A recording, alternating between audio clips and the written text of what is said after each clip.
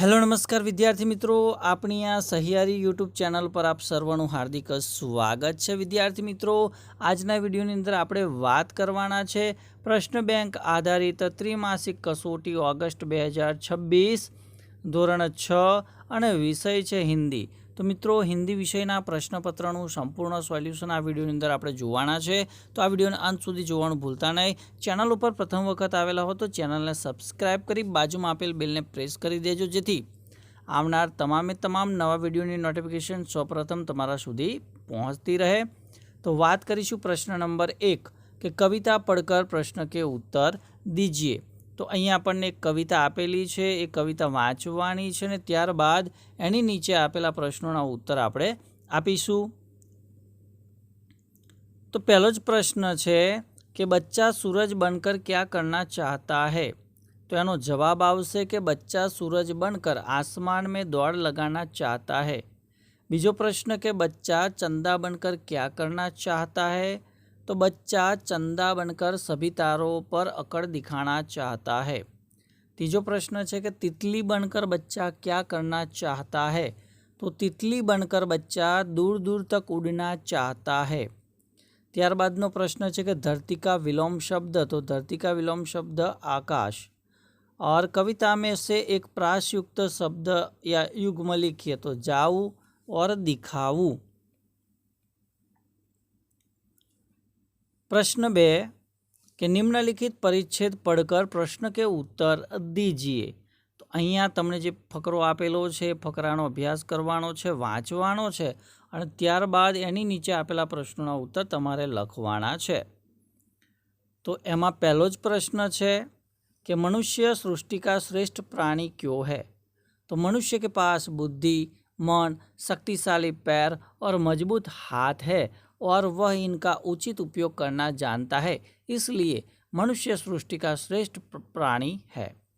बीजो प्रश्न के सोचने विचारने के लिए मनुष्य के पास क्या है। तो जवाब आवशे बुद्धि। आगळनो प्रश्न है कि ईश्वर का समानार्थी शब्द। तो ये आवशे भगवान।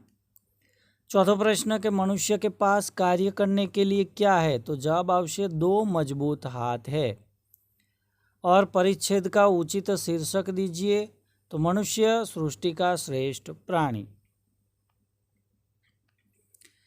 आगळनो प्रश्न है कि सही विकल्प चुनकर उत्तर लिखिए। पहलो प्रश्न है कि इनमें से कौन सा प्राणी जंगली है। तो जवाब आवशे शेर।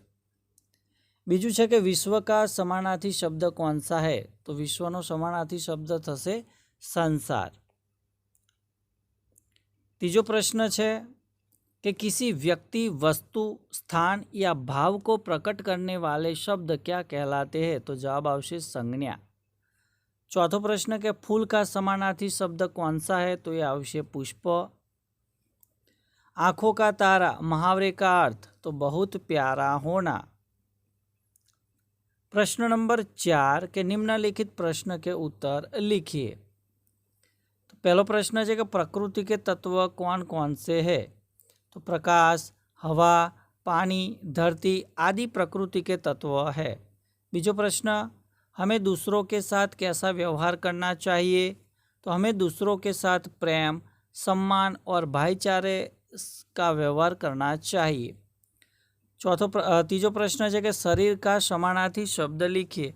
तो शरीरनो समानार्थी शब्द थशे देह। चौथुं, आकाश का एक समानार्थी शब्द लिखिए। तो आकाशनो समानार्थी थशे गगन।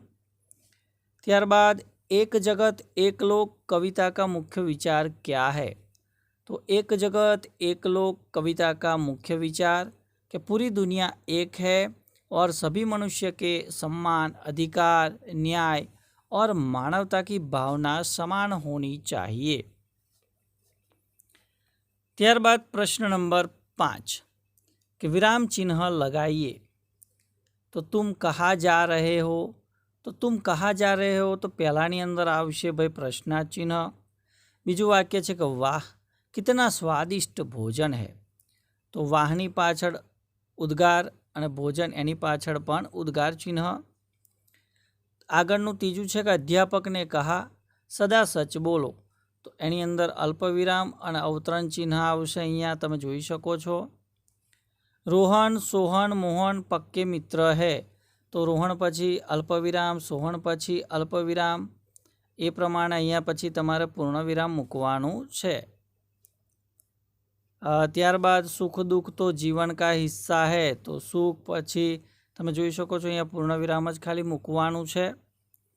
त्यारबाद प्रश्न नंबर 6 के शब्द ज्ञान एवं व्याकरण।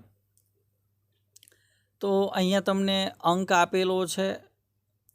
तो अहींया 55 आपेला छे। तो भाई 55 ने आपणे हिंदीमां केवी रीते लखीशुं? तो भाई 55। अहींया 84 आपेला छे। तो एने हिंदीमां आपणे शब्दोमां लखीशुं। तो भाई 84। दीपक का समानार्थी शब्द तो ए आवशे दिया। त्यारबाद नदी शब्द से एक सार्थक वाक्य बनाइए। तो नदी का पानी स्वच्छ है। 7मो प्रश्न है कि भाई मुहावरे का अर्थ लिखकर वाक्य बनाइए। तो पहलू है कि आँखों का तारा, એટલે अर्थ आवशे बहुत प्यारा होना। अने वाक्य बनशे कि गोपाल अपनी माँ की आँखों का तारा है। बीजू है कि शीश झुकाना, अर्थ है आदर या सम्मान प्रकट करना। वाक्य के हमें माता पिता और गुरुजनों के सामने शीश झुकाना चाहिए। तीजू है कि वचन देना, तो अर्थ थशे वादा करना। वाक्य बनसे कि राम ने अपने पिता को दिया हुआ वचन निभाया। चौथू है कि जीवन दान देना, अर्थ थशे नया जीवन देना। वाक्य है कि दयालु व्यक्ति ने घायल पशु को जीवन दान दिया। 5मू है कि भाई थिरकने लगना, एनो अर्थ थशे खुशी से नाचने लगना। वाक्य बनसे कि खुशी की खबर सुनकर बच्चे थिरकने लगे। त्यारबाद प्रश्न 8मो है कि निम्नलिखित में से किसी एक विषय पर 5 वाक्य लिखिए। पहलू है पेड़ों का महत्व। तो पेड़ हमारे जीवन के लिए बहुत उपयोगी है। पेड़ हमें ऑक्सीजन, फल और लकड़ी देते हैं। पेड़ पर्यावरण को स्वच्छ रखते हैं। पेड़ वर्षा लाने में सहायक होते हैं। हमें अधिक से अधिक पेड़ लगाने और उनकी रक्षा करनी चाहिए। अथवानी अंदर आवशे भाई मेरा विद्यालय। तो एनो जवाब जोईए कि मेरा विद्यालय बहुत सुंदर है। मेरे विद्यालय में सभी शिक्षक विद्यार्थियों को प्रेम से पढ़ाते हैं। विद्यालय में पढ़ाई के साथ साथ खेलकूद की भी सुविधा है।